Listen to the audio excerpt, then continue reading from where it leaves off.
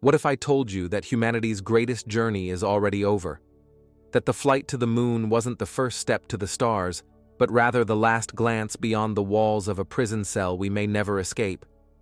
We grew up on stories of conquering Mars, of colonies on Jupiter's moons, and interstellar arcs hurtling toward distant exoplanets.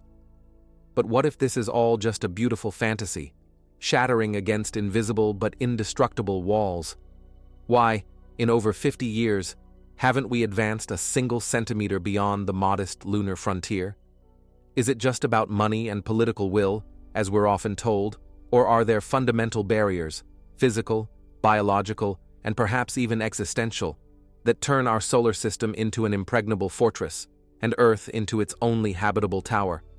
Today, we'll try to face the truth. We won't talk about budgets and short-term missions. We'll talk about the laws of the universe, which are the same for everyone, for us, and for any other hypothetical civilization.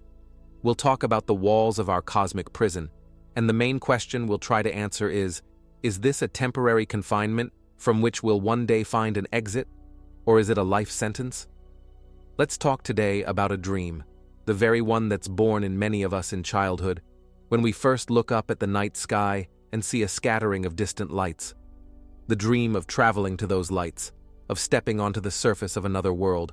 For much of the 20th century, this dream seemed almost tangible. It felt as though we were on the threshold of a new era, humanity's space age, and its culmination, its brightest symbol, was undoubtedly the Apollo program. We all remember those images, a grainy black and white picture, a clumsy figure in a spacesuit descending a ladder, Neil Armstrong's words, which became part of history forever. At that moment, on July 21, 1969, humanity seemed to take a decisive step beyond its cradle. The whole world, with bated breath, watched this triumph of will, science, and courage. And then, a feeling was born that this was just the beginning, that the moon would be followed by Mars, then the moons of the gas giants, and then, perhaps, even the nearest stars. But more than 50 years have passed, 50 years in which technology has changed beyond recognition. We have devices in our pockets that, in their computing power, surpass all of NASA's computers from that era combined. We've created a global information network, decoded the genome, and learned to peer into the farthest corners of the universe with space telescopes. And yet, the farthest frontier a human foot has reached is still in the same place, on the dusty surface of our satellite, just 1.3 light seconds from home. Why? To understand this, we need to rethink the very legacy of Apollo. We need to admit that this greatest breakthrough was simultaneously the greatest illusion. The flight to the moon was not the first step into the ocean of space. It was a grandiose anomaly, a unique confluence of political, technological, and human circumstances. At its core, it was a sprint, incredibly expensive, dangerous, and complex, but still a sprint over a very short distance by cosmic standards. Imagine that all of humanity lives on the shore of a vast ocean. And then one day, the best, the bravest among us, using all available resources, manage to take a leap from the pier and touch the water with their feet, only to immediately return to dry land. Would this mean we are ready to cross this ocean? Of course not. The flight to the moon was that very leap from the pier, and a flight to Mars, our nearest planet, is already an attempt to cross the Atlantic in a rowboat, and a journey to the stars is an attempt to swim to another galaxy. The scales are completely incomparable. The Apollo missions were designed with one goal: to fly to the moon, stay there for a very short time, just a few dozen hours, and return as quickly as possible. The entire mission architecture was subordinated to this task. The astronauts spent a minimal amount of time outside Earth's protective magnetic field. They didn't have time to receive a critical dose of radiation. Their bodies didn't have time to fully experience the destructive effects of weightlessness. The psychological load, though colossal, had a clear and near-term end. It was a daring sortie, not exploration. And this is where the root of the illusion lies. We looked at this sortie and decided we now knew the way. But we were wrong. There's another aspect that shaped our false perception. It's the famous blue marble photograph, taken by the crew of Apollo 17 in 1972. one of the most reproduced images in history. On it is our planet, a perfect, fragile, shining sphere against a backdrop of absolute blackness. This image gave birth to the so-called overview effect, a profound existential experience, a feeling of unity with the planet, an awareness of its vulnerability. That's all true. But this image also had an opposite, unintentional side. It made space cozy. It turned it into a background, a beautiful backdrop for our home. Looking at this photograph, you subconsciously feel that Earth and space are somehow commensurable. Here's the planet, and here's the emptiness around it. It seems you just need to push off harder, and you're already flying to explore this backdrop. But this is a deception of perspective. Culture only amplified this deception. Remember Stanley Kubrick's film 2001: A Space Odyssey, released a year before the moon landing. In it, space travel is shown as something routine. Huge stations in orbit, regular flights to the moon, elegant stewardesses in zero gravity. Kubrick's film influenced our imagination so strongly that we mistook his vision for a completely achievable future. We believed that the world of A Space Odyssey was a matter of the coming decades, and when Armstrong took his step, it seemed like confirmation. Yes, we are on the right path. But reality turned out to be far more prosaic and cruel. Let's just look at the numbers, translating them into words we understand. The distance to the moon is about 384,000 kilometers. Sounds like a lot, but it's our closest neighbor. The distance to Mars, when it's at its closest approach to Earth, is about 56 million kilometers. That means, even in the best-case scenario, Mars is more than 145 times farther than the moon. This isn't a quantitative, but a qualitative change in the task. It's like comparing a walk to the next house with a trip around the world. It requires completely different technologies, a different approach to life support, to protection from danger, to crew psychology.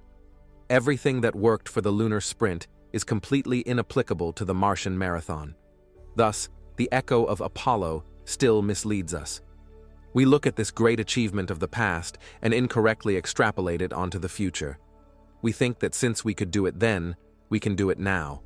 We just need more money and political will. But the problem runs deeper. We are not facing an engineering problem that can be solved by pouring in more resources. We are facing a wall of fundamental laws of physics and biology. And the first, most solid layer in this wall, against which the dreams of more than one generation of engineers have shattered, is the tyranny of the simple but relentless rocket equation. But more on that in the next chapter. So, we've acknowledged that the flight to the moon was a unique sprint, not the start of a marathon. But why? Why can't we just build a bigger rocket, fill it with more fuel, and set off for, say, Mars? The answer to this question was given long before humans ever built the first rocket. It was derived with a pen on paper in 1903 by a self-taught Russian scientist, a deaf teacher from Kaluga, whom we know as Konstantin Eduardovich Tsiolkovsky. And this legacy, known as the Tsiolkovsky rocket equation, simultaneously opened the path to space for us and became our eternal curse. At first glance, the idea of a rocket is brilliantly simple. Newton's third law. Action equals reaction. We eject mass at high speed in one direction and get acceleration in the opposite. That's it. But, as is often the case, the devil is in the details, and the Tsiolkovsky equation reveals these details with ruthless clarity. I won't provide the formula itself here. We don't need it. What's important is its essence, and its essence is simple and tragic. To change your ship's velocity, you need to eject part of its mass. But here's the problem. The fuel you haven't burned yet is also part of your ship's mass. It turns out that at the very beginning of the flight, you have to spend a huge amount of energy just to drag along the fuel that you'll burn at the very end. Let's imagine this with a simpler example. Imagine you're a traveler planning a hiking trip across a vast desert. The journey will take 100 days. There's nowhere to get food along the way, so you must carry all the food for 100 days on your back in a backpack. On the first day, your backpack is unbearably heavy. You take a step, and almost all the energy you expend goes not toward moving forward, but just to hold the weight of the food for the remaining 99 days on your shoulders. On the second day, the backpack will be a little lighter, but you're still carrying provisions for 98 days and so on. Most of your strength will be spent not on the journey itself, but on carrying the food for this journey. Now let's apply this analogy to a rocket. The rocket is our traveler, and the fuel is its food. 90 and sometimes even 95% of the launch mass of a large rocket, like the legendary Saturn V that carried astronauts to the moon, is fuel. Just visualize it. A huge 100-meter tower the size of a 36-story building, and almost all of it is tanks of kerosene, liquid oxygen, and liquid hydrogen. And at the very, very top of this titanic barrel of fuel, a tiny capsule with people and equipment is perched, making up a negligible fraction of a percent of the total mass. Everything else is fuel, and engines to burn this fuel, and tanks to store this fuel. Rockets are, in essence, a way to deliver fuel to orbit, to then burn it and fly further. This is the tyranny of the rocket equation. It shows us a so-called logarithmic dependence. This means that for each subsequent linear increase in velocity, you need exponentially more fuel. Want to double the ship's final speed? You won't need twice as much fuel, but many, many times more. Want to triple it? Your rocket's mass will grow to completely absurd astronomical proportions.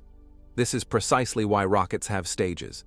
We jettison the empty tanks and heavy engines of the first stage to lighten the structure and make the second stage's job more efficient. Then, we jettison the second. It's a desperate attempt to somehow cheat the equation by getting rid of dry mass during the flight. Let's talk about a concept like delta V, or characteristic velocity. This is, if you will, the currency of space travel. It's the total change in velocity your ship can provide. You have a certain delta V budget, and you spend it on every maneuver. Need to get into Earth's orbit?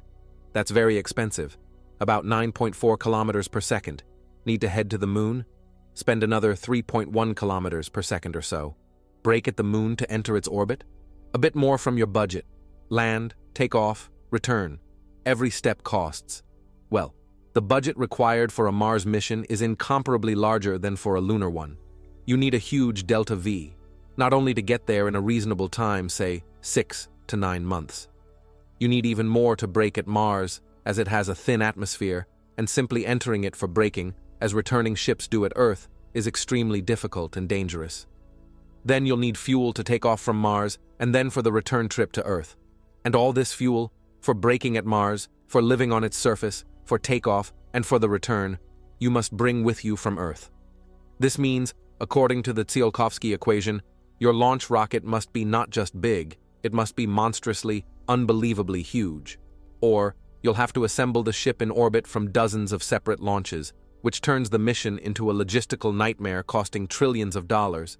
But maybe we can just create more efficient engines?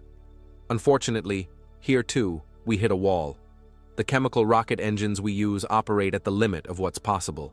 Their efficiency is determined by the exhaust velocity of the gases from the nozzle.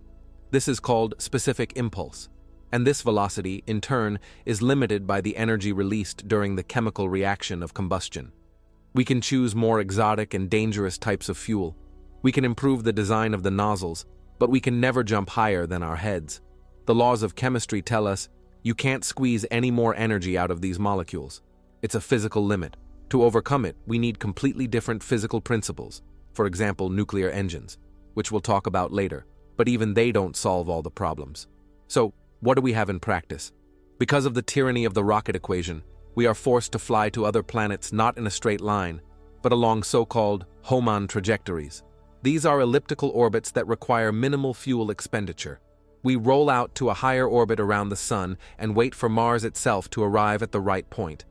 This is economical, but very long, 6, 8, 9 months one way.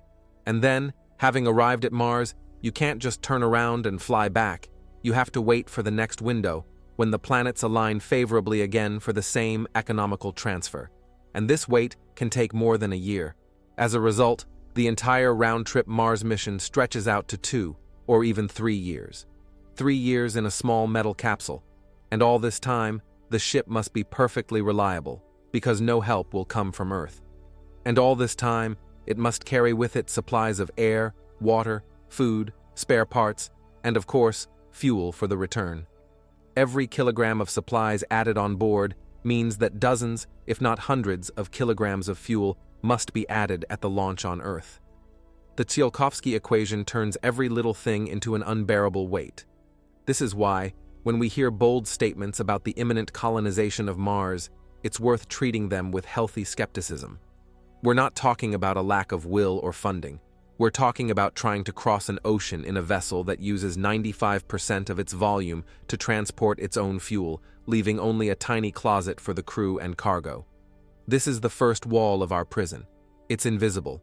It's made of formulas and the laws of chemistry, but it's stronger than any steel. But let's imagine for a moment that we've managed to overcome it. Let's imagine we've built this Leviathan, this gigantic rocket capable of taking us on a 3-year journey. We've solved the mathematical problem, and now our ship leaves the protective cocoon of Earth's magnetosphere and enters open space, only to immediately encounter the second wall. Invisible, inaudible, but absolutely lethal. This wall doesn't care how big your rocket is or how perfect its engines are. This is a wall of pure, hard radiation. When we say space, we often imagine emptiness, an absolute void, a vacuum, darkness between planets and stars. And this is one of the most dangerous misconceptions. Space is not empty. It is full, filled with an invisible and inaudible ocean of high-energy particles that penetrate everything in their path. Here on Earth, we live at the bottom of this ocean, safely sheltered by a double shield. The first layer is our planet's magnetosphere, an invisible force field that deflects most of the charged particles flying from the sun. The second layer is our dense atmosphere, 100 kilometers thick, which serves as the final barrier, absorbing almost everything that breaks through the magnetic field. We evolved in this safe bubble, in this quiet refuge, and any prolonged flight beyond it is like a deep-sea fish suddenly finding itself on sun-drenched land. Death is inevitable. It's only a matter of time. Let's break down the threats in order, from near to far, from less dangerous to the most insidious. The first barrier any interplanetary ship must overcome is the Van Allen radiation belts. These are 2 giant donuts of charged particles, protons and electrons, trapped by Earth's magnetic field. They surround our planet, and the radiation levels within them are extremely high. The Apollo mission astronauts crossed them at very high speed, spending only about 30 minutes in the most dangerous zones. It was like a quick sprint through a burning house. Yes, it's dangerous, but if you move very fast, you can dash through, receiving an acceptable dose. But if you linger in these belts or cross them multiple times, for example, while assembling an interplanetary ship in high orbit, the accumulated radiation dose will become a serious problem even before the journey itself begins. The Van Allen belts are, if you will, the fiery moat around our castle. Let's say we've crossed it. The ship is on its trajectory to Mars. What's next? Next, we fall under the sun's power. Our star is not just a calm source of light and heat. It's a giant thermonuclear reactor that occasionally shows its violent temper. We're talking about solar flares and coronal mass ejections. As a result of such events, the sun can spew a giant cloud of protons into space, accelerated to colossal energies. This is called a solar proton event. For the crew of an interplanetary ship, this is like a sudden, unpredictable tsunami in the middle of the ocean. If such a cloud engulfs the ship, the radiation level inside can jump by hundreds or thousands of times in a matter of minutes. Without a special, very massive radiation shelter inside the ship, a compartment with thickened walls where the crew must hide for several hours or even days, such a flare could lead to acute radiation sickness and death in just a few days. The problem is that these events are almost impossible to predict in advance. They can happen at any moment. And the flight to Mars, I remind you, is long. The probability of getting caught in such a radiation storm during the mission is very high. But even if we get lucky, and the sun behaves calmly throughout the entire flight, we still won't be safe, because there is a third, most significant, and most relentless radiation threat. These are galactic cosmic rays, or GCRs. This is the wall that we may never be able to overcome. Unlike solar protons, which come from a single close source, galactic rays fly at us from everywhere. Their sources are supernova explosions, active galactic nuclei of distant galaxies, neutron stars, and black holes. These are the most powerful and violent processes in the universe, which work like giant natural particle accelerators. What is a galactic cosmic ray? It's not just a proton or an electron. Most often, it's an atomic nucleus, completely stripped of its electron shell. It could be a nucleus of helium, carbon, oxygen, or even iron. And the most terrifying part is that these nuclei are accelerated to energies we can barely reproduce, even in our most powerful accelerators, like the Large Hadron Collider. They hurtle through space at speeds of 99.9 or even more % of the speed of light. Imagine a microscopic but incredibly heavy and fast projectile. When such a particle, for example, an iron nucleus, slams into the ship's hull, it doesn't just punch through it. It knocks out a whole cascade of secondary particles, neutrons, mesons, other nuclear fragments. As a result, a single GCR projectile hitting the ship generates a real shower of secondary, no less dangerous, radiation inside. A paradoxical situation arises. The thicker you make the shielding, the more secondary radiation you can generate inside. It's like trying to stop a bullet traveling at bullet speed with a wall of glass. The bullet might stop, but you'll be hit by a cloud of glass shards. Effectively shielding against galactic cosmic rays with passive armor is practically impossible. Calculations show that to significantly reduce the dose, you would need shielding of several meters of lead or tens of meters of water or polyethylene. Imagine a spaceship whose walls are several meters thick. According to the Tsiolkovsky equation, which we discussed in the last chapter, the mass of such a ship would become so prohibitive that it would be impossible to move it. This is how the two walls of our prison, the mathematical and the radiological, support each other. What are the biological consequences? Here we move from physics to medicine. The constant background bombardment of galactic rays over a multi-month flight is not the same as a short-term high dose one might receive in a nuclear power plant accident. This is a completely different type of exposure. These heavy, high-energy nuclei inflict irreparable damage at the cellular level. They tear through DNA strands, causing mutations that the body's immune system cannot repair. The main target is the central nervous system. Neurons, brain cells, practically do not regenerate. Every hit by a heavy element nucleus in the brain means the guaranteed death of a whole group of neurons. Studies conducted on rodents, which were irradiated with doses equivalent to a Mars mission, showed depressing results. The animals exhibited serious cognitive impairments, memory deterioration, inability to learn, loss of curiosity, increased anxiety. In essence, this is accelerated brain aging, which scientists have dubbed space dementia, and this happens at doses that do not cause obvious symptoms of radiation sickness. A person might feel fine, but their brain will be slowly and irreversibly degrading.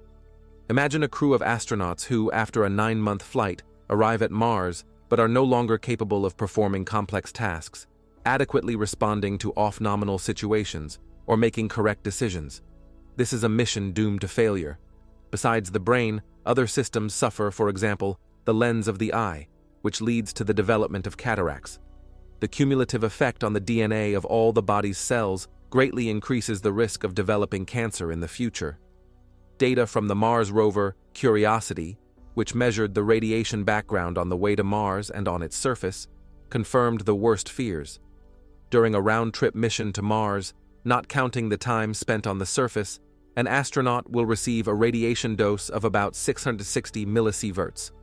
This is about 330 times more than the average annual dose a person receives on Earth from all sources. This is a dose that is guaranteed to exceed all established limits for nuclear industry workers over their entire careers. And that's assuming a calm sun. A single powerful flare could double or triple this figure. Thus, the ocean of radiation in which we plan to swim poses not just an engineering, but a fundamental biological problem. We are creatures designed for life under the protection of an atmosphere and a magnetic field. Our biology is incompatible with open space. And until we invent some form of active shielding, for example, an artificial magnetic field around the ship, which is technology from the realm of science fiction, requiring an incredible amount of energy, any flight beyond lunar orbit will be a game of Russian roulette. Even if you win and return alive, your body and your mind will never be the same. This wall of invisible particles seems almost insurmountable, but let's assume we've managed to bypass it too. We've created a fantastic ship with active shielding and solved the radiation problem.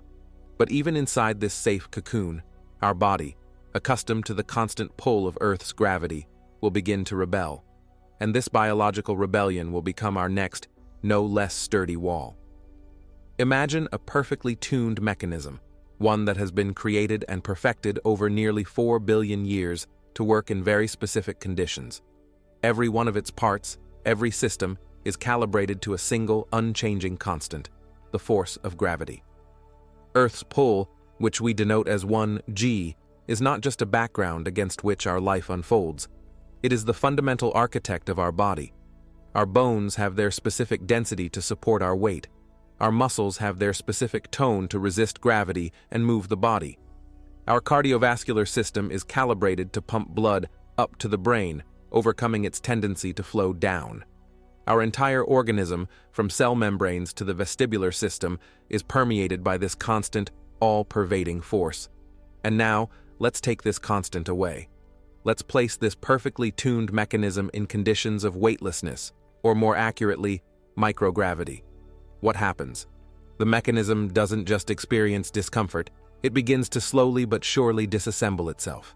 This is the fourth wall of our cosmic prison, the rebellion of our own biology, which refuses to function in an environment it was not designed for. We've heard a lot about the most obvious problems. First and foremost, are muscle atrophy and bone mass loss. In weightlessness, the body decides it no longer needs a powerful skeleton and strong muscles. Why waste precious resources maintaining something that isn't being used? And so it begins the dismantling process. Muscles, especially the leg and back muscles that constantly fight gravity on Earth, begin to rapidly lose volume and strength. Bones stop renewing. The body starts to actively leach calcium from them, which enters the bloodstream and is excreted through the kidneys, creating, by the way, an increased risk of kidney stones. Cosmonauts on the International Space Station, ISS, combat this by spending 2 to 2.5 hours a day on special exercise machines, treadmills with restraining straps, stationary bikes, and resistance trainers.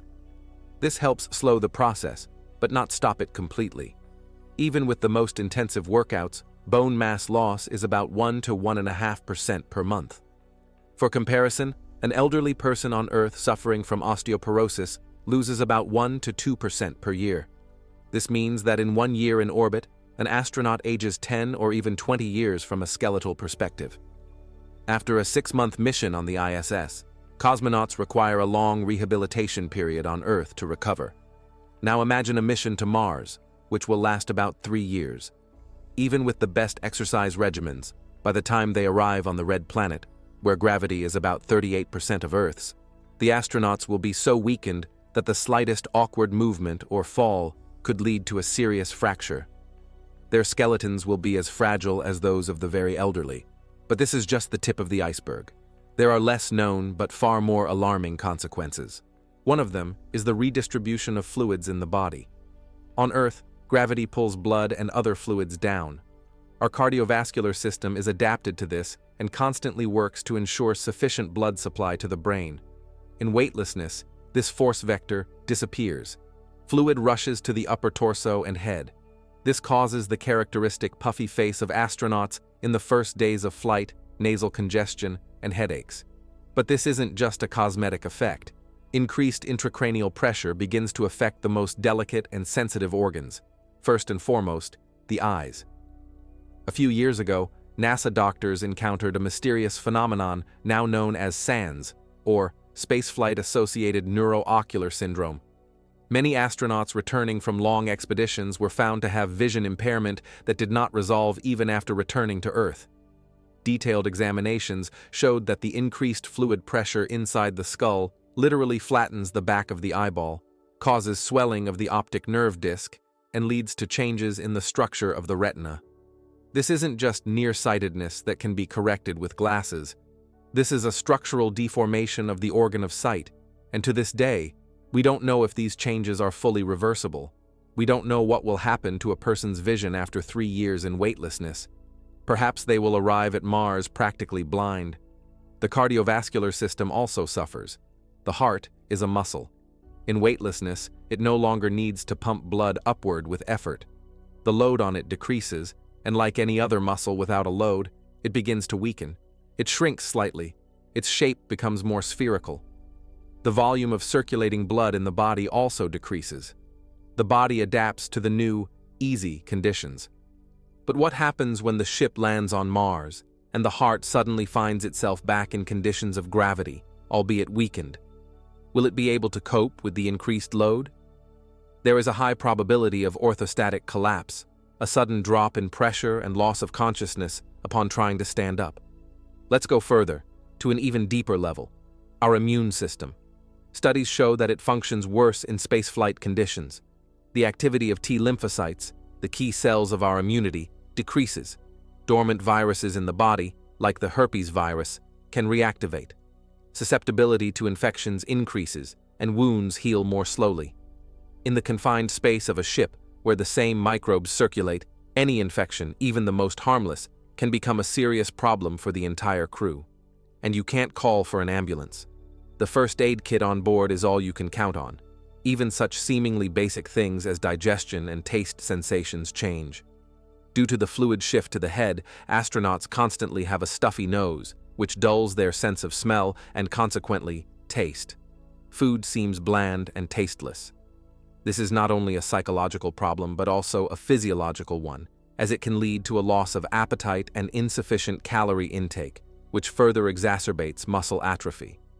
The combination of all these factors, loss of bone and muscle mass, vision problems, a weakened heart, immune system failures, paints a bleak picture. The human body is a product of Earth's evolution. It perceives weightlessness as a systemic failure, a pathology. It tries to adapt, but this adaptation is, in essence, slow self-destruction. We can perfect our ships as much as we want, make them reliable and fast, but we cannot change our own biology. We are locked inside it, as in a spacesuit that cannot be removed. Perhaps the solution could be artificial gravity, created by the ship's rotation. This idea, familiar to us from science fiction, huge rotating rings of a station, is indeed the only known way to combat all these problems at once. But here, we return again to engineering and energy difficulties. Creating a rotating module large enough to avoid the unpleasant side effects of the Coriolis force is a task of colossal complexity and mass. And that means we once again run into the tyranny of the rocket equation. The circle closes. The biological wall turns out to be no less sturdy than the radiological one. Even if we deliver a person to Mars alive and well from a radiation safety standpoint, they will arrive weakened, fragile, with deformed eyes and a weakened heart. And we haven't even touched on the most complex and unpredictable aspect, the human psyche, locked for 3 years in a metal box in the middle of an infinite void. Until now, we've talked about matter, about the mathematics of motion, the physics of particles, the chemistry of our body. But a human is more than just a set of biological systems.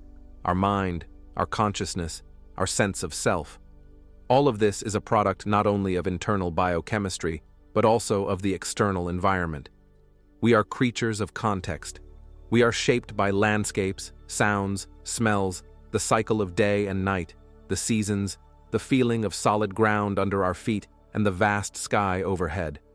We evolved in the embrace of the biosphere, and our entire psyche is calibrated to its rhythms and signals. Now let's imagine we take all of this away, absolutely everything, and place the human mind in an environment that is the complete opposite of Earth's, not just in isolation, but in total sensory and existential deprivation. A spaceship flying to Mars is not the luxurious liner from Kubrick's films. It's a cramped, functional capsule, stripped of all non-essentials. The living volume per crew member at best will be comparable to that of a small closet. In this space, they will have to live, work, eat, sleep, and interact with the same few people for 3 years. 3 years. Try to imagine this not abstractly, but on a sensory level. Every day you wake up and see the same walls, the same instruments, the same faces. The food is freeze-dried and monotonous. The sounds are the monotonous hum of life support and ventilation systems. The smells, a mixture of metal, plastic, and sweat. The view from the porthole. For the first few weeks, perhaps, it will be mesmerizing, but very soon it will turn into a static, unchanging picture. A black abyss, dotted with the cold, unblinking points of stars. And most importantly, the view of Earth. At the beginning of the journey, it will provide comfort. There it is, our home, a blue marble, getting smaller and smaller. This image, known as the overview effect, is often described by astronauts as a spiritually transformative experience. But what happens when this marble turns into an unremarkable little star, indistinguishable from hundreds of others, and then, when the ship turns around to brake, disappears from view entirely? Psychologists believe that at this moment, the deepest existential crisis can set in. The loss of visual connection with home is not just a symbolic act. It's the severing of the last thread connecting a person to their world, to 7 billion other people, to all of history and culture. It's the realization of absolute, unprecedented loneliness. You are the most distant exile in human history. No one has ever been this far from home, and no one can help you. The signal delay is another factor we often overlook. Communication with Earth will not be instantaneous. Even at the closest approach of the planets, a radio signal takes about 3 to 4 minutes to travel to Mars one way. This means any dialogue turns into an excruciating exchange of monologues with pauses of 6 to 8 minutes. And when the planets are on opposite sides of the Sun, the delay will be over 20 minutes one way, meaning 40 minutes for a single question-answer cycle. Imagine an emergency situation on board. You send a desperate request to Earth, and you have to wait 40 minutes just to get confirmation that they heard you, let alone advice. This delay creates an insurmountable psychological barrier. The crew is entirely on its own. They aren't just far away, they are in a different time reality. Communication with mission control, which for ISS astronauts is a constant support, will turn into something resembling archaeological correspondence. In such conditions, any interpersonal problem, no matter how insignificant, can escalate to catastrophic proportions. We know this thanks to long-term isolation experiments on Earth, such as Mars 500, which was conducted in Moscow from 2010 to 2011. 6 volunteers spent 520 days in a closed complex, simulating a flight to Mars. And the results were very revealing. Participants faced depression, apathy, and sleep disorders. Hidden and open conflicts arose, cliques formed. Some crew members practically stopped communicating with others, withdrawing into themselves. And these were the best of the best, carefully selected, highly motivated professionals who, moreover, knew they could open the door and leave at any moment. They knew they were on Earth. A real Mars crew will not have that option. Let's add to this the constant stress from the awareness of danger. The ship is a fragile bubble of life in a deadly environment. The failure of a single system, a micrometeorite the size of a grain of sand piercing the hull, a miscalculation, and it's all over. This isn't a fear of heights or speed, which one can get used to. This is a permanent, background awareness that only a few millimeters of metal and plastic separate you from instant death. How long can the human psyche withstand such tension without breaking? Disruption of circadian rhythms is another serious problem. Our internal biological chronometer is set to a 24-hour cycle of day and night. In a spaceship, this doesn't exist. There is only artificial lighting on a schedule. This leads to failures in the production of melatonin and cortisol, which causes insomnia, chronic fatigue, and decreased concentration and performance. Now imagine that after 9 months of such a flight, the crew arrives on Mars, where a day, a so-called sol, lasts 24 hours and 39 minutes. This seemingly small difference will constantly disrupt the body's already disturbed rhythms, leading to a state of permanent jet lag. And finally, let's think about the return itself. Imagine the mission was successful. The astronauts spent time on Mars, completed all their tasks, and set off on the return journey. They come back to Earth after 3 years. During this time, the world they left has changed. Grandchildren were born whom they have never seen. Their friends and loved ones have lived 3 years of their lives, while they return weakened, with compromised health, facing a long and painful period of rehabilitation. Will they be able to reintegrate into society? Or will they forever remain outsiders, people not of this world, marked by the seal of the abyss? The psychological price of such a journey may be exorbitant. The fifth wall is not concrete or a force field. It is woven from the needs of our consciousness, from our need to belong, to communicate, to be in contact with nature, to feel safe.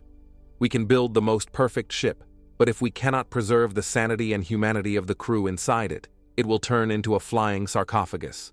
And until we fully understand how the human psyche works in conditions of absolute isolation and separation from home, any manned flight to Mars will be not so much a scientific expedition as a reckless psychological experiment with an unpredictable outcome. But even if we solve all these problems, engineering, physical, biological, and psychological, we will face a final, highest, and absolutely insurmountable wall. A wall built into the very fabric of the universe. This is the fundamental speed limit. Imagine a racetrack where the fastest objects in the universe compete. On this track, there is an absolute, unbeatable champion. It is the photon, a particle of light. Its speed in a vacuum is approximately 299,792 kilometers per second. And this isn't just a very high speed, it is the limit. A fundamental constant upon which, as on a foundation, the entire edifice of modern physics is built. And the special theory of relativity, formulated by Albert Einstein in 1905, delivers us a final and unappealable verdict. Nothing with rest mass, be it a spaceship, a planet, or you yourself, can ever reach this speed. Even approaching it is an almost impossible task. Why? Why does this cosmic speed limit exist? Our familiar Newtonian logic fails here. We are used to thinking that if you constantly apply force to an object, it will accelerate indefinitely. If we push a car, it will go faster and faster, as long as we have the strength or fuel. But the universe is actually structured much more cunningly. Einstein showed that mass and energy are two sides of the same coin, expressed in the most famous equation in the world, E=mc², where c is the speed of light. He also showed that an object's mass is not a constant value. It grows as its speed increases. Let's conduct a thought experiment. We have a spaceship, and we begin to accelerate it. At first, everything proceeds as usual. We burn fuel, and the ship's speed increases. But as we get closer to the speed of light, something strange begins to happen. The same portion of fuel that initially gave us a large increase in speed now gives a smaller and smaller effect. Why? Because part of the energy from the burned fuel, instead of going into increasing speed, begins to turn into the ship's mass. The ship gets heavier and heavier. Its inertia grows. To accelerate it even a little bit more requires more and more energy. At 87% of the speed of light, the ship's mass will double. At 99.5%, it will increase tenfold. And as it gets even closer to the coveted limit, the mass will begin to approach infinity. And to accelerate an object with infinite mass, you need infinite energy. Since we do not have infinite energy, it is impossible for a massive object to reach the speed of light. This is not a technological limitation that we will one day overcome. This is a fundamental law of nature. Light can travel at this speed only because its particles, photons, have no rest mass. It is the exception that proves the rule. This speed limit turns our galaxy, let alone the universe, into a place that is unimaginably vast and unattainable. Let's try to comprehend these distances. We've already said that light reaches the moon in 1.3 seconds. To Mars, in the best case, in 3 or 4 minutes. To Jupiter, in half an hour. And to the farthest reaches of our solar system, to the hypothetical Oort cloud, light will travel for about a year. 1 light year. And what lies beyond? The closest star to us, besides the Sun, is Proxima Centauri. It is located at a distance of about 4.2 light years. This means that even if we could travel at the speed of light, the journey one way would take 4.2 years. But we can't. The fastest man-made object ever launched is the Parker Solar Probe. At its closest approach to the Sun, it reaches a speed of about 190 kilometers per second. This is incredibly fast by earthly standards, but it is only 0.01% of the speed of light. If we launch the Parker probe towards Proxima Centauri, it would take about 6,600 years to get there. 6,600 years. That is longer than all of recorded human history, from the invention of writing in Sumer to the present day. And that's just to the nearest star. Our galaxy, the Milky Way, is about 100,000 light-years across. It contains, by various estimates, from 200 to 400 billion stars.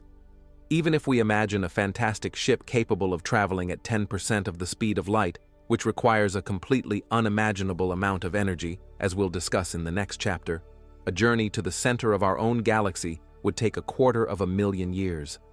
And the journey to our nearest large galaxy, Andromeda, would take 2.5 million years. The Wall of Light puts an end to the idea of a galactic empire, to Star Wars and Star Trek. The galaxy is not a unified space one can quickly traverse. It is an archipelago of hundreds of billions of star islands, separated by an ocean of time that is impossible to cross in a single human lifetime. But relativity has another strange and counterintuitive surprise for us. It's called relativistic time dilation.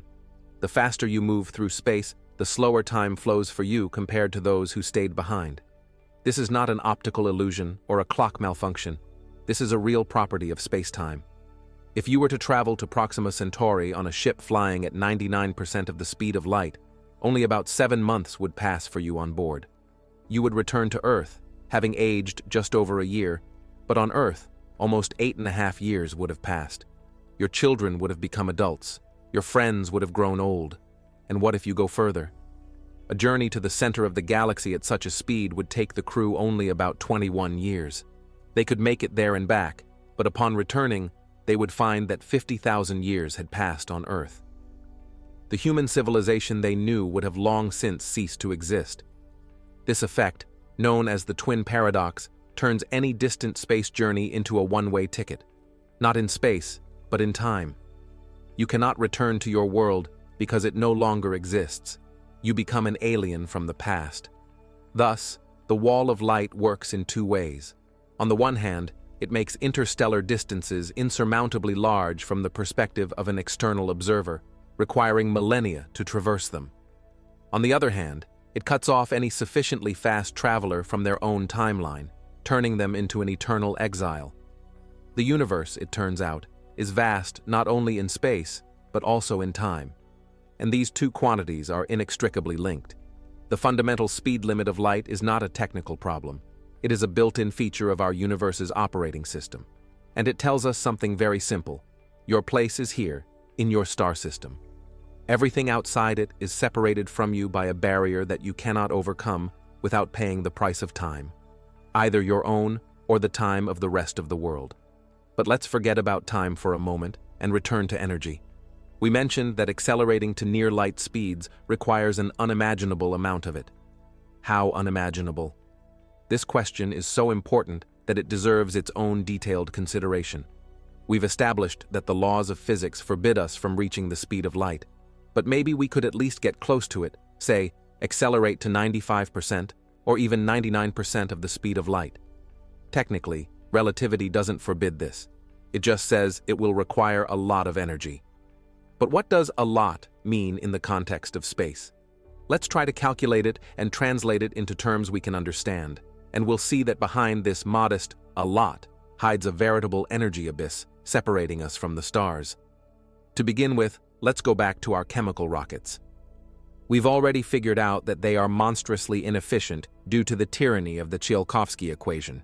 The maximum velocity they can impart to a ship is limited by the exhaust velocity of the gases, which, in turn, is limited by the energy of chemical bonds. Even the theoretical maximum for the most exotic chemical fuels is only a few tens of kilometers per second. This is enough for flights within the solar system. But for interstellar travel, it's like trying to cross the Pacific Ocean on a turtle. We've already calculated that at this speed, it would take thousands of years to reach the nearest star. So, chemical engines won't work for us. We need fundamentally different energy sources. Let's move up to the next rung of the technological ladder, to nuclear energy.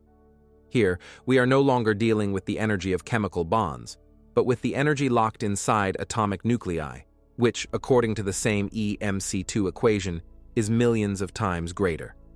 There are several concepts for nuclear rocket engines. The simplest is the nuclear thermal engine. In it, a nuclear reactor is used simply as a furnace to heat a propellant, like liquid hydrogen, which is then expelled from a nozzle at high speed.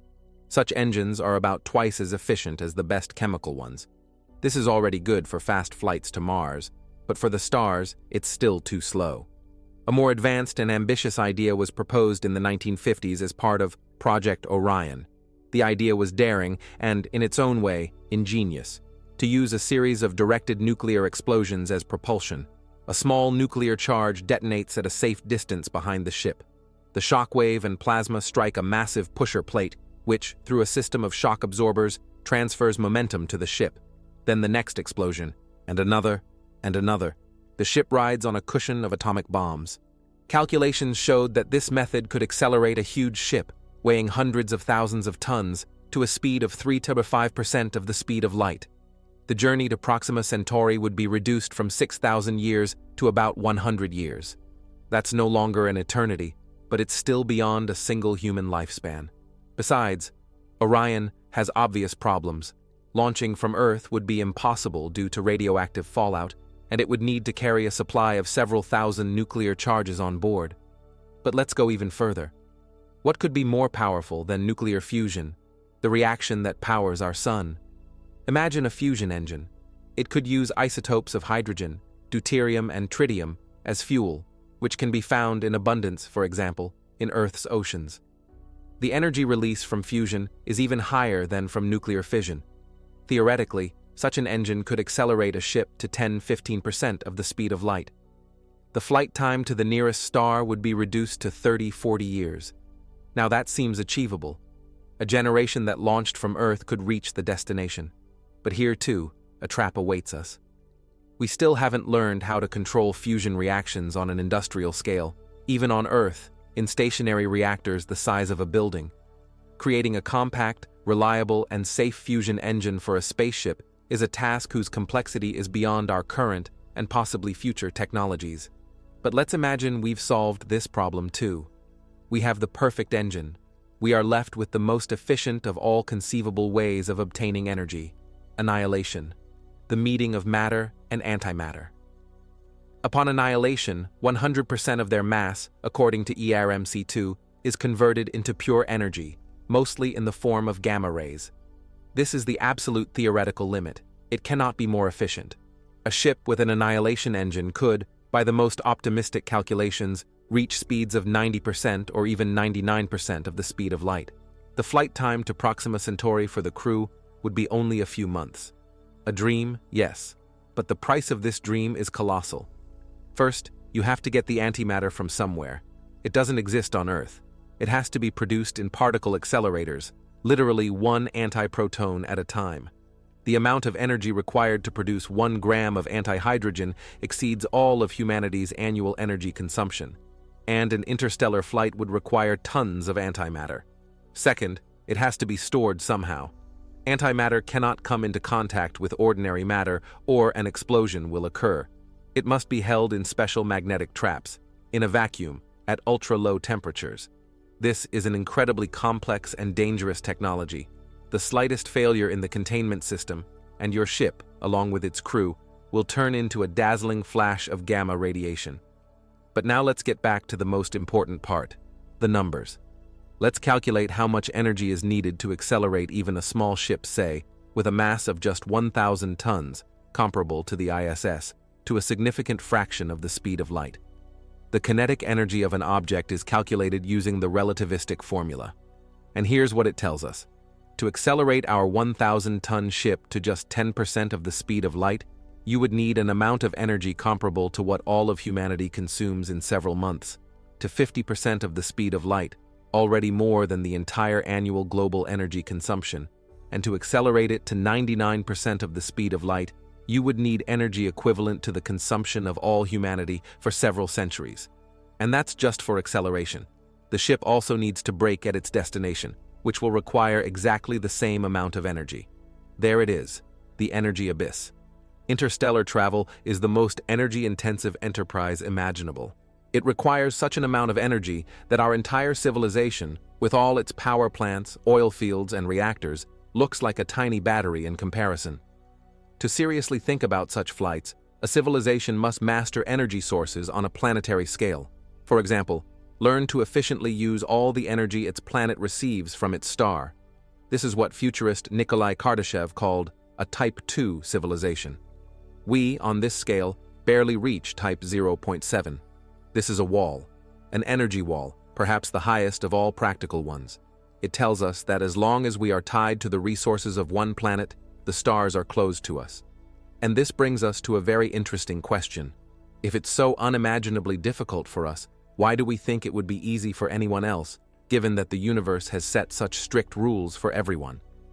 Maybe this is the answer to one of humanity's greatest questions. Why is space silent? So, we are facing a wall, or rather, a whole series of concentric walls built by the universe itself. The tyranny of the rocket equation, the deadly ocean of radiation, the rebellion of our own biology, the abyss of psychological isolation, the insurmountable speed limit of light, and finally, the chasm of energy costs.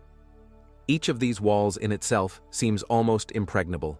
Together, they form what we've called our cosmic prison.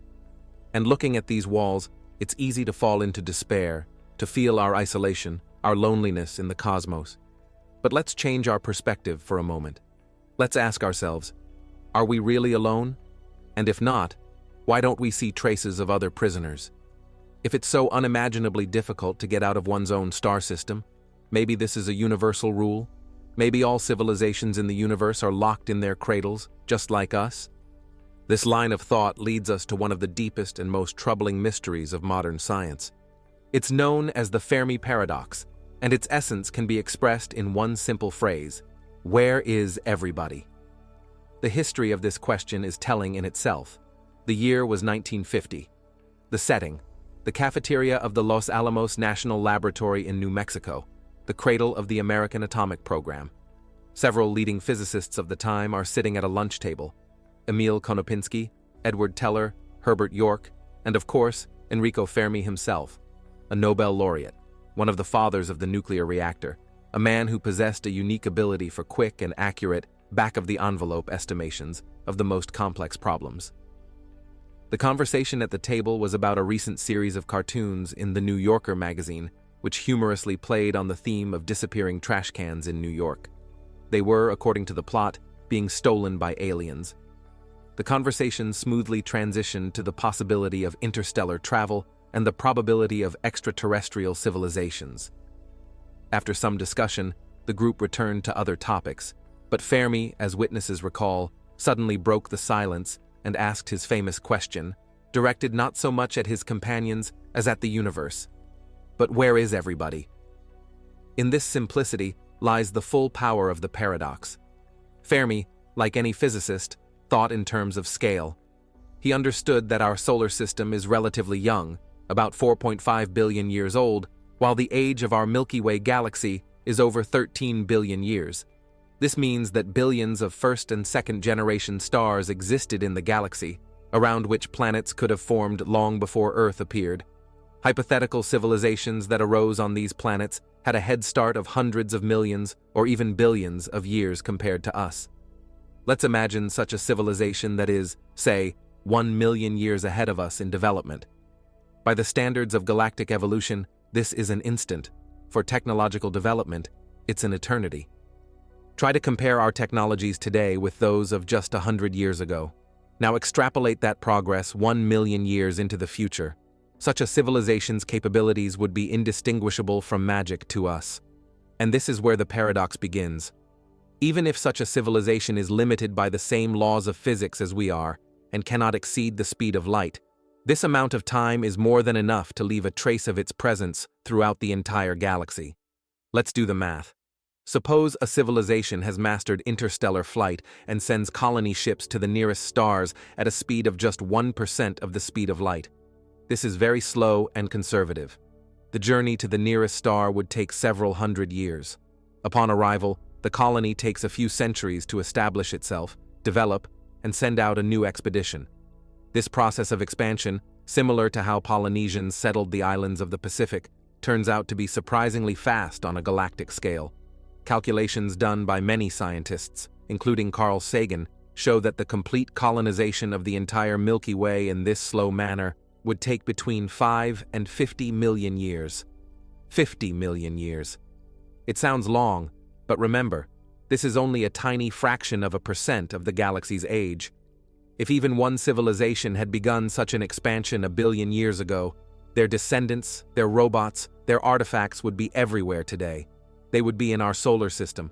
They would have discovered us long ago, studied us, and perhaps left some sign. But we see nothing. Absolutely nothing. Space appears pristine and lifeless. This is the great silence. To give this paradox a more rigorous form, The American astronomer Frank Drake proposed his famous equation in 1961. The Drake equation is not a strict physical formula, but rather a probabilistic framework for thinking. It's a way to break down one big question: how many civilizations are in our galaxy? Into several smaller, more understandable questions. Let's walk through its components. It tries to estimate the number of civilizations with which we could hypothetically make contact. This number is the product of 7 factors. The first is the rate of star formation in our galaxy. We know this value fairly well. It's about 1 to 3 stars per year. The second is the fraction of stars that have planetary systems. In Drake's time, this was pure hypothesis. Today, thanks to the work of the Kepler and TESS space telescopes, we know this fraction is very large, close to 1. Planets are the rule, not the exception. Almost every star has its entourage. The third is the average number of planets in a system that are suitable for life. Here, we enter the realm of assumptions. We're talking about the so-called Goldilocks zone, the orbit where it's not too hot and not too cold for liquid water to exist. Estimates here vary widely, but even the most modest ones say there could be billions of such planets in the galaxy. The fourth is the fraction of those planets where life actually arises. This is one of the biggest question marks. We only know one example: our own. Optimists believe that if the conditions are right, abiogenesis is an almost inevitable chemical process. Pessimists, like proponents of the rare Earth hypothesis, argue that it required a unique convergence of dozens of unlikely circumstances. The fifth is the fraction of planets with life that develop intelligence. Another mystery. Life has existed on Earth for almost 4 billion years, but technological intelligence appeared only in the last instant of this period. Dinosaurs ruled the planet for 150 million years and didn't build a single radio telescope. Perhaps intelligence of our type is a rare evolutionary anomaly, not an inevitable outcome. The sixth is the fraction of intelligent civilizations that develop technology, allowing them to send signals into space. Dolphins or whales might be very smart, but without the ability to manipulate objects and without fire, they will never join the cosmic club. And finally, the seventh, most important and most sinister factor: the average lifespan of such a technological civilization. How long does it exist in a state where it is capable and willing to make contact? 100 years, 1,000, 1,000,000? Or does it inevitably destroy itself in a nuclear war, exhaust its planet's resources, or simply lose interest in space, immersing itself in virtual worlds? Even if we take the most pessimistic, most modest estimates for all these unknown factors, the Drake equation still most often gives a result greater than 1. It tells us that we should not be alone. There should be at least a few, and possibly thousands or millions, of civilizations in the galaxy right now. And so we come to the essence of the Great Silence. We have been listening since the 1960s. Projects for the search for extraterrestrial intelligence, known by the general name SETI, scan the sky with radio telescopes. We are looking for signals that could not have a natural origin: narrow-band, structured, artificial. In over 60 years of searching, we have found nothing. There was the famous WOW signal, registered in 1977, a powerful narrow-band burst that lasted 72 seconds and was never repeated. But one single unconfirmed signal in half a century is a deafening silence. We are not picking up any deliberate messages, nor any accidental leakage of their radio and TV broadcasts. But maybe they don't use radio? Maybe they communicate using lasers, neutrinos, or gravitational waves, which we are only just learning to detect. Perhaps. But the absence of physical traces is harder to explain. If civilizations exist for millions of years, some of them must have mastered mega-engineering. The physicist Freeman Dyson suggested that an advanced civilization, to solve its energy problems, might build a sphere or a swarm of giant structures around its star to capture all its energy. Such a Dyson sphere would be invisible in the optical range, but should glow brightly in the infrared due to re-radiated heat. We are looking for such objects, and we are not finding them. What about robotic probes? The von Neumann probe concept involves creating a self-replicating spacecraft.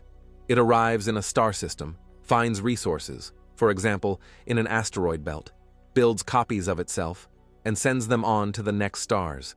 Even one such probe, launched millions of years ago, could have filled the entire galaxy with its descendants.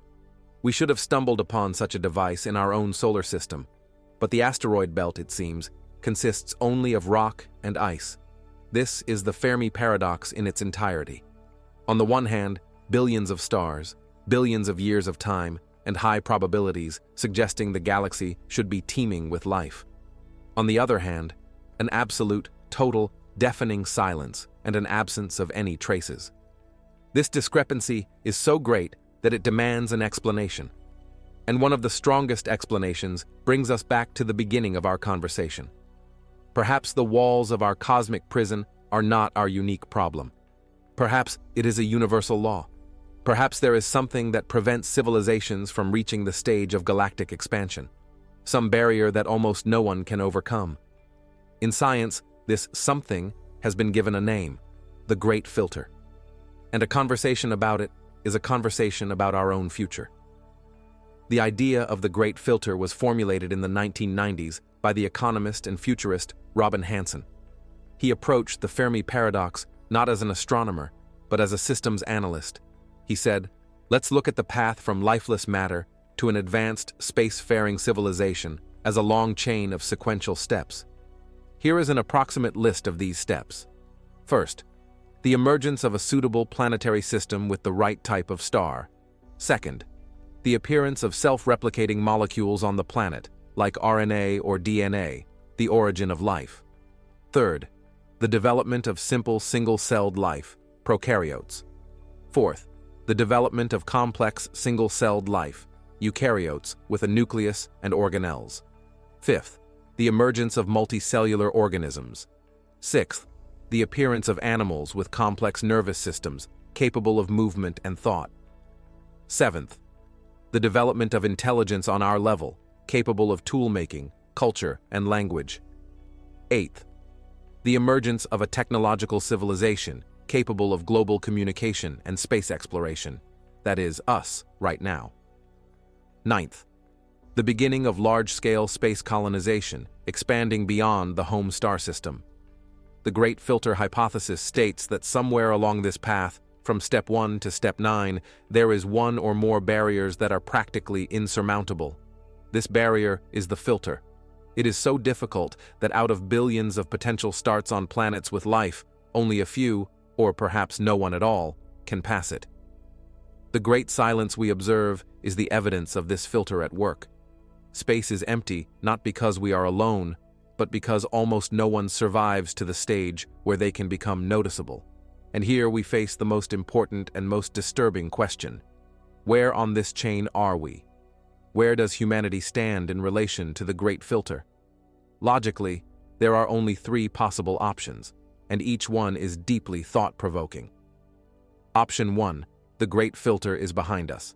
This is the most optimistic and perhaps the most flattering scenario for our ego.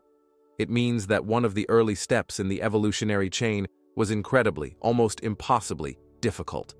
We, humanity, have passed this filter, and now the path to the stars is open to us. We are the first, or among the first, to have done so.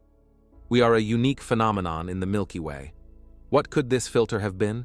Perhaps the origin of life itself, a biogenesis. Maybe the transition from non-living chemistry to the first self-replicating molecule. An event with such a minuscule probability that it only happened once in our galaxy, here on Earth. If this is the case, we can expect to find many habitable but completely sterile planets in space. Or perhaps the filter was the transition from simple prokaryotic cells to complex eukaryotic cells. This step took almost 2 billion years on Earth, half the entire history of life. For 2 billion years, life on our planet was represented only by primitive bacteria. Perhaps this step, the emergence of the eukaryotic cell with its mitochondria and complex internal structure, requires such a unique symbiosis and confluence of circumstances that it is an insurmountable barrier for most worlds. If this scenario is correct, then the silence of space is good news. It means we have won the cosmic lottery. We are the pioneers. And someday, perhaps, we will become the progenitors, the ancient civilization that new races will tell legends about, if they ever appear. In this case, we bear a colossal responsibility. not to break this unique chain of life and reason.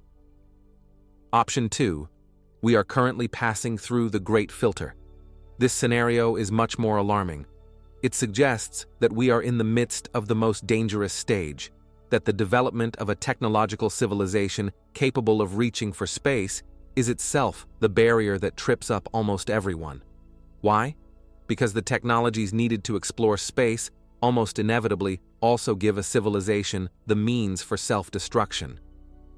Nuclear weapons were the first obvious candidate for such a filter.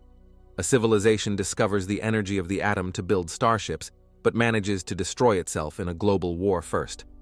This was a very popular hypothesis during the Cold War. Today, the list of potential filters of our time has expanded significantly. It could be uncontrolled climate change and the destruction of the biosphere. A civilization begins to burn fossil fuels for its industrial revolution, but fails to transition to clean energy sources in time before its planet becomes uninhabitable. It could be the creation of an artificial superintelligence that gets out of control and destroys its creators. It could be the development of genetic engineering, leading to the creation of an artificial virus that wipes out the entire biosphere. Or even just a collapse into an informational singularity. A civilization creates virtual worlds so appealing that it completely loses interest in exploring the real, complex, and dangerous universe and slowly fades away in digital dreams. If this scenario is correct, then the silence of space is an ominous warning. Every civilization that reaches our level faces an exam, and judging by the silence, almost no one passes. We are sitting in the exam room right now, and time is running out. Our future, and the answer to the Fermi paradox, depends on whether we can solve these existential problems in the coming centuries. Option 3. The Great Filter is still ahead of us. This is the darkest and most frightening scenario. It means that all the previous steps were relatively easy. Life arises frequently, intelligence develops commonly, technological civilizations pop up here and there like mushrooms after rain. But there is something ahead, some barrier we are not even aware of yet, that is guaranteed to destroy everyone who reaches it. What could it be? Perhaps it's some unknown law of physics. For example, any attempt to create technology for interstellar travel, be it a warp drive or using vacuum energy, inevitably leads to a local catastrophe, like the collapse of space-time or the creation of a microscopic black hole that devours the home planet. Or maybe it's something on a cosmological scale, like periodic gamma-ray bursts from exploding stars, which sterilize an entire sector of the galaxy every few 100 million years. Civilizations simply don't have time to develop to the stage of interstellar expansion before they are hit by a wave of deadly radiation. We might be living in a brief period of calm. Or, and this is the most sinister version, the filter is the older civilizations themselves.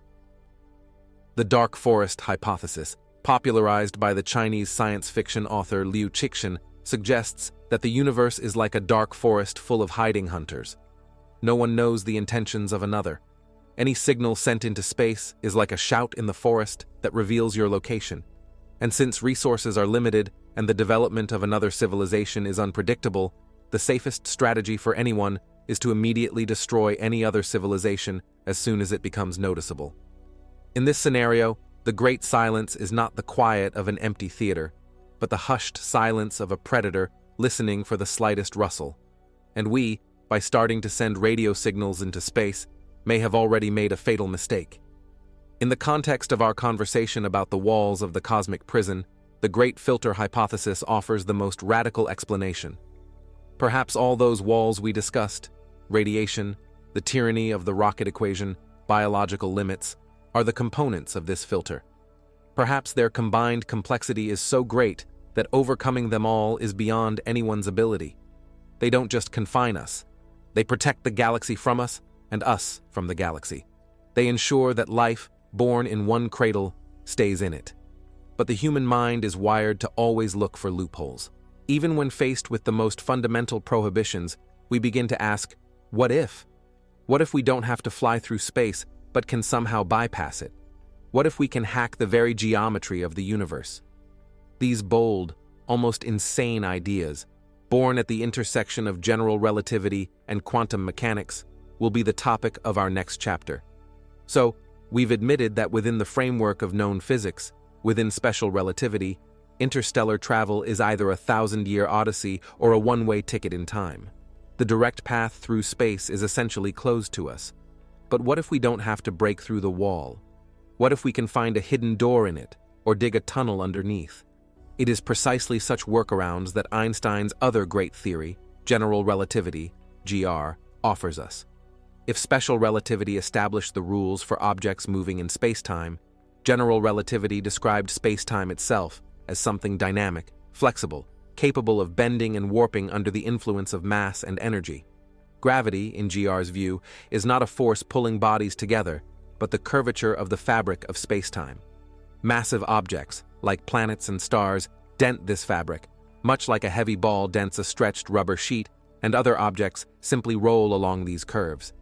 It is this idea of the flexibility of the universe itself that opens up hypothetical loopholes for us. Loophole 1. Wormholes, or Einstein-Rosen bridges. Imagine that our three-dimensional space is just the surface of a large sheet of paper. To get from point A to point B, we have to crawl along the surface of this sheet. It's a long way. But what if we can bend this sheet so that points A and B are directly above each other, and then pierce the sheet with a needle, creating a tiny tunnel that connects these 2 points directly? The path through this tunnel would be incomparably shorter than the path along the surface. This is the essence of a wormhole. It is a hypothetical tunnel in spacetime that connects two very distant regions of the universe, or possibly even two different universes. The possibility of such a structure was first mathematically described back in 1935 by Albert Einstein himself and his colleague Nathan Rosen. They showed that the equations of GR allow for the existence of such structures, which they called bridges. However, the original Einstein-Rosen bridges were completely impassable. They existed for only an instant and then collapsed faster than even a photon could fly through. Moreover, they were closely tied to the mathematical description of black holes and were more of a mathematical curiosity than a real method of travel. The idea got a second wind in the 1980s thanks to the astrophysicist Carl Sagan. When he was writing his famous science fiction novel, Contact, he needed a plausible way for his characters to travel quickly to the star Vega. He consulted his friend, the eminent theoretical physicist Kip Thorne. Thorne, intrigued by the problem, ran the calculations and concluded that one could, theoretically, imagine a traversable wormhole. But this would require one very specific and very strange condition. To prevent the throat of such a tunnel from collapsing under its own gravity, it must be propped open by something that possesses anti-gravity. That is, something with a negative energy density, or more simply, negative mass. This is where we leave the realm of difficult but still understandable physics and enter the realm of pure hypothesis. Such a substance was dubbed exotic matter. We have never observed anything like it in nature. All particles and fields known to us have positive or zero energy density. The existence of exotic matter is not contradicted by some areas of quantum field theory. For example, the Casimir effect demonstrates regions with an energy density lower than that of a vacuum. But the possibility of assembling a macroscopic object from this, capable of holding an entire wormhole open, remains purely speculative. Even if we imagine that exotic matter exists and we've learned to work with it, the problems don't end there. How do you create a wormhole? How do you stretch its other end to the desired star system? What happens to a traveler passing through a region with such extreme gravitational fields and exotic matter? Furthermore, as later calculations showed, the creation of a wormhole could lead to the emergence of a time machine, which creates a whole bouquet of logical paradoxes with causality, like the famous grandfather paradox.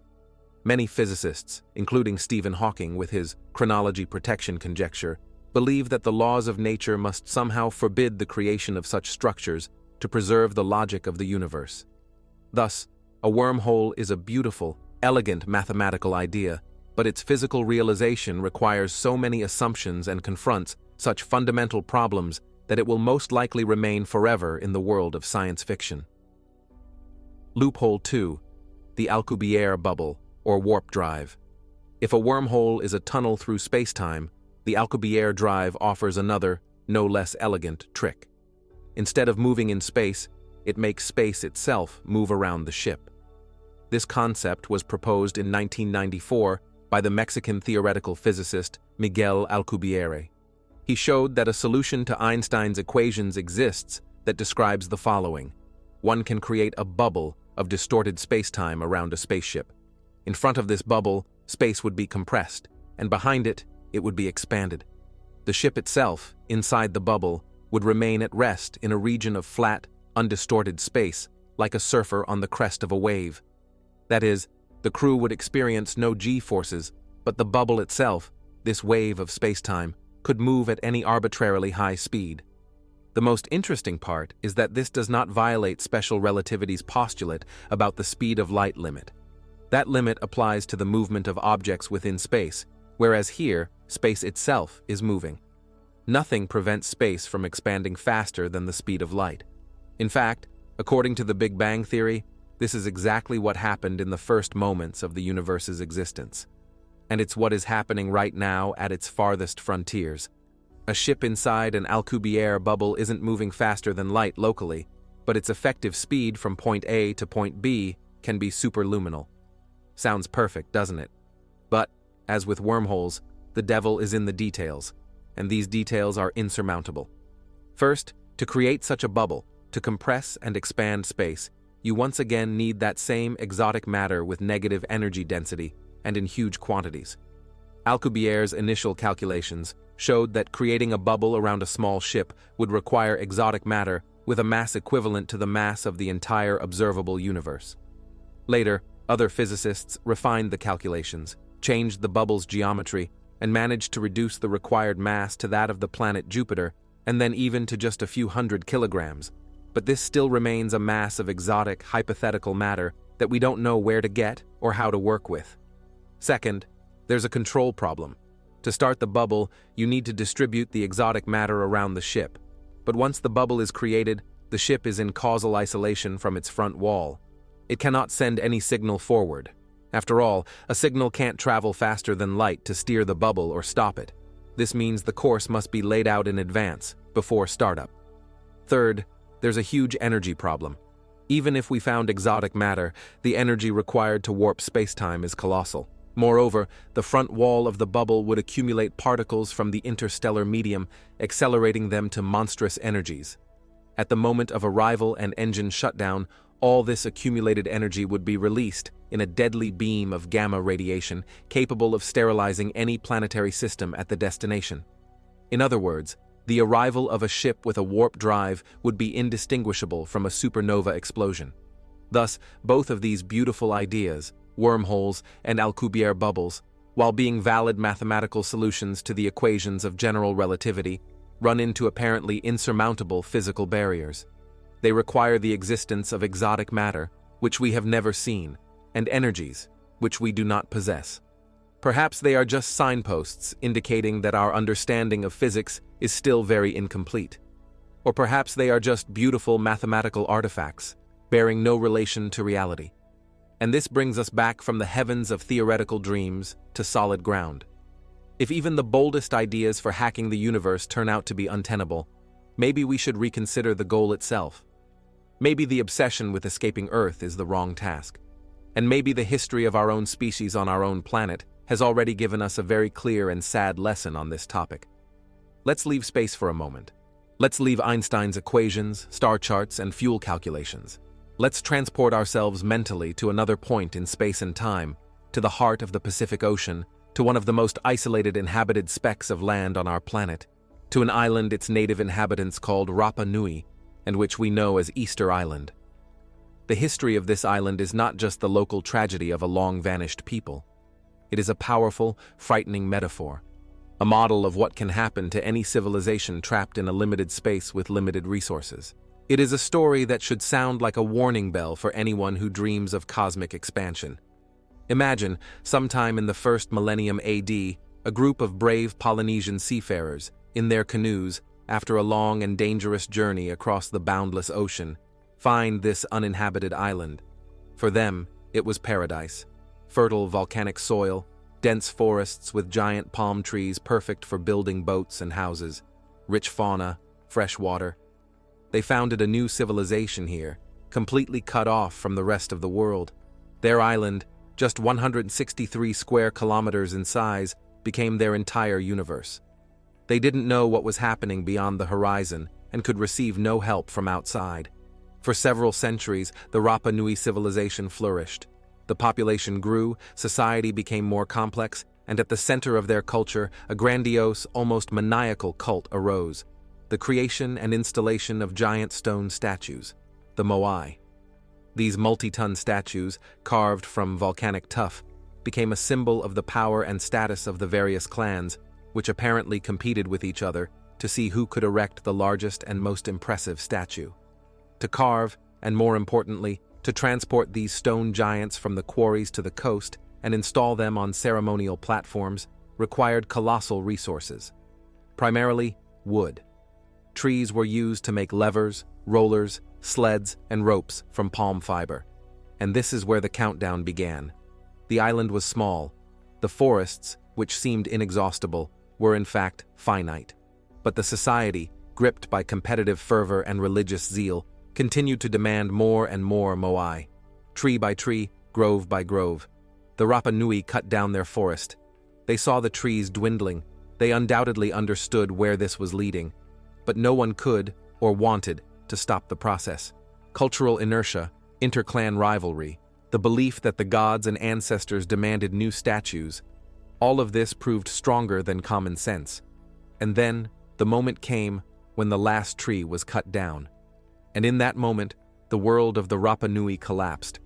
Without wood, they could no longer build large boats to go out into the ocean and catch fish, which was an important part of their diet.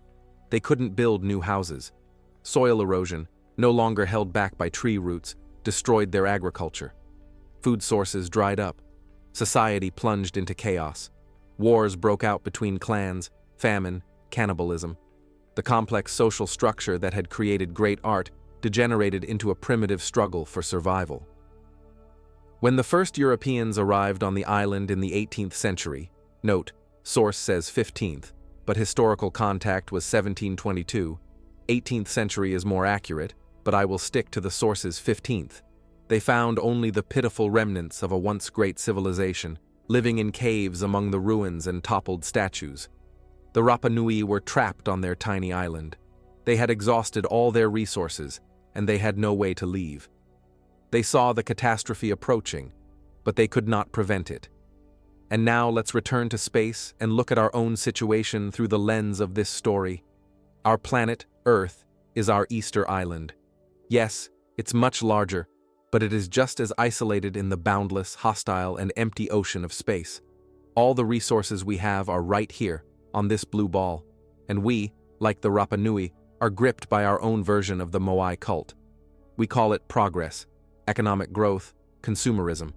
We burn fossil fuels, cut down forests, pollute the oceans and atmosphere with the same short-sightedness with which the Rapa Nui felled their palms. We too see that resources are finite. We too see the approach of ecological collapse. But our global civilization, spurred on by competition between nations and corporations, cannot or will not stop. And in this situation, the idea of colonizing Mars or other planets begins to sound very familiar and unsettling. For many, it has become a kind of modern version of the afterlife, a technological salvation. It doesn't matter what we do to Earth, this idea says, because we can always escape to Mars. This is a most dangerous illusion. As we've established in previous chapters, escaping to Mars is not just a matter of getting in a boat and sailing to a neighboring island. It is a task of unimaginable complexity, bordering on the impossible, and perhaps beyond it. Mars is not a backup paradise. It is a cold, dead, irradiated desert with no air, no water, and no magnetic field.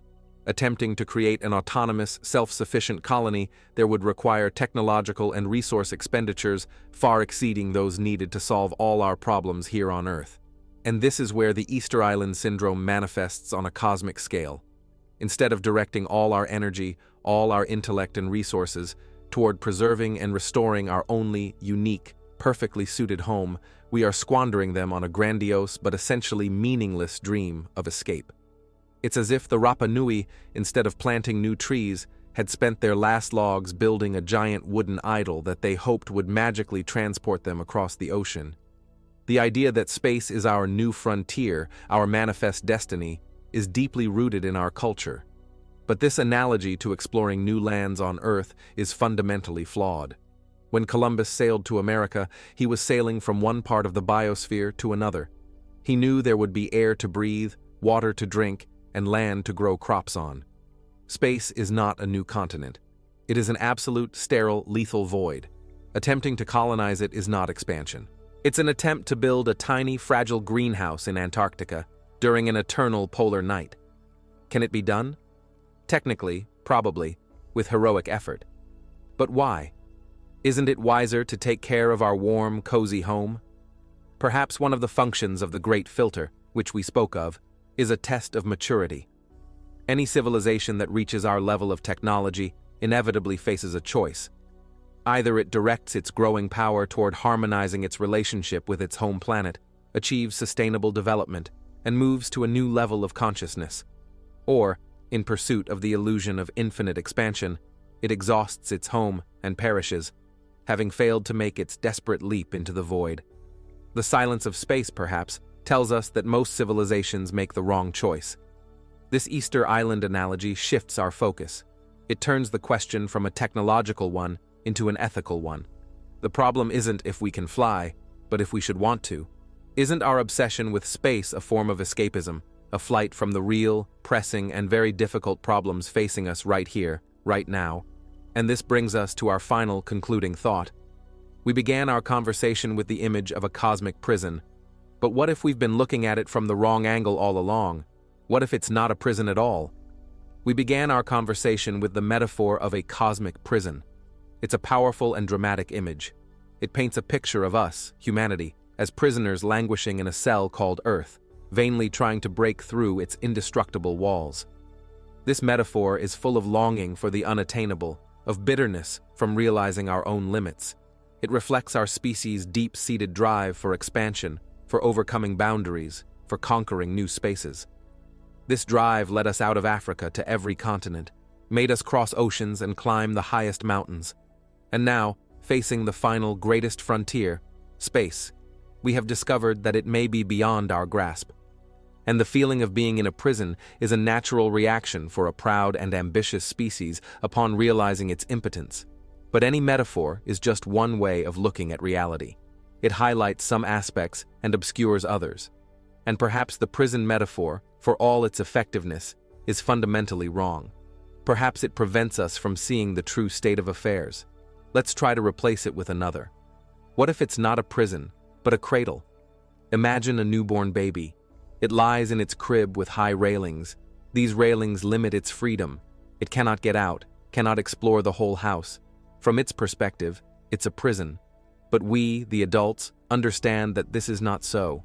The crib's railings are not a limitation, but a protection. They protect a fragile, vulnerable life from the dangers of a large and complex world. They create a safe, controlled space in which the child can grow, get stronger, and develop before it is ready to go beyond its limits. Now let's look at our planet and its surroundings from this point of view.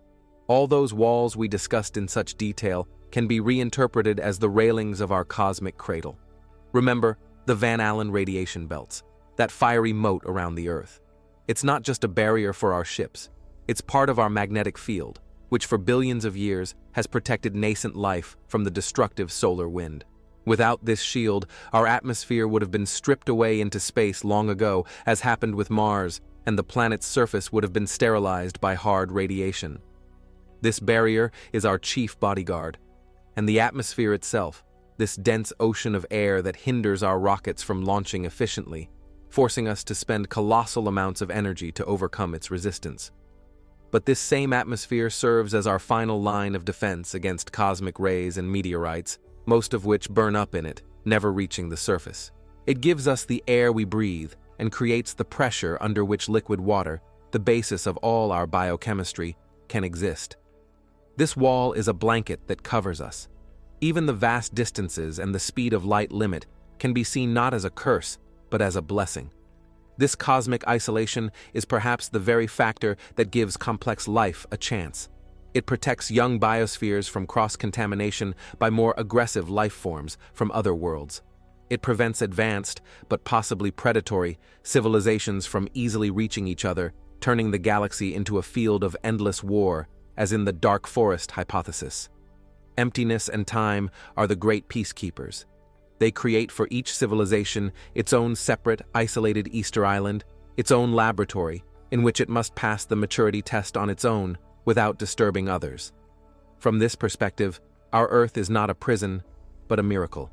A unique, incredibly rare, and perfectly balanced place in the universe. It is a cosmic oasis of unbelievable complexity and beauty, which arose thanks to a fortunate confluence of dozens of astrophysical and geological factors. We have liquid water, we have an oxygen atmosphere, we have a protective magnetic field, we have a large moon that stabilizes Earth's axial tilt and ensures a predictable climate. We have plate tectonics, which regulates the carbon cycle and maintains the planet's temperature within a habitable range. We live in a quiet, calm neighborhood of the galaxy, far from the dangerous center and massive stars. Each of these factors is a winning ticket in the cosmic lottery, and we got all of them at once. And here we are, creatures born in this paradise, standing on its shore, looking at the endless, dead, icy desert around us, and lamenting that we cannot move there. Does this not seem the height of absurdity? It's as if a person living in a luxurious palace with a garden full of food and water spent all their energy and thoughts on moving to live in a tiny tent in the middle of the Sahara. Perhaps the true purpose of intelligence, its greatest task, is not outward expansion, but the cognition and harmonization of the inner world. Not the colonization of dead planets, but the comprehension and preservation of a living planet. Maybe the next step in our evolution is not a technological leap that will allow us to break the walls of the cradle, but a leap in consciousness that will allow us to finally appreciate and love it. It's the transition from the adolescent urge to run away from home to the mature understanding that this home is the most valuable thing we have. This doesn't mean we should abandon space exploration. On the contrary, telescopes, automatic probes, robotic explorers, these are our eyes and hands, allowing us to study the universe without leaving the safe confines of our home. This is the mature, wise way of learning. We can admire the ocean from a safe shore, study its depths with submersibles, but we don't have to try to live in it. So, what's the conclusion? Cosmic prison or cosmic cradle? The answer, it seems to me, depends not on the laws of physics, but on our own choice, on our value system. If we continue to see Earth as just a warehouse of resources to be depleted in order to build a rocket for escape, then it truly will become a prison for us, and then a grave, as happened to the civilization of Easter Island. But if we can see it as our one and only home, our garden to be cultivated, our cradle that raised and protected us, then the walls will turn into an embrace. And then the great silence of space will cease to sound like a sentence of our loneliness. It will sound like the quiet in a vast library, where on each of the billions of planet books, its own unique story is being written. And our task is not to shout over this silence, but to ensure that our own story is written to the end, and has a happy ending. What that will be depends only on us, and that, perhaps, is the most important and most complex puzzle of all that the universe has set before us.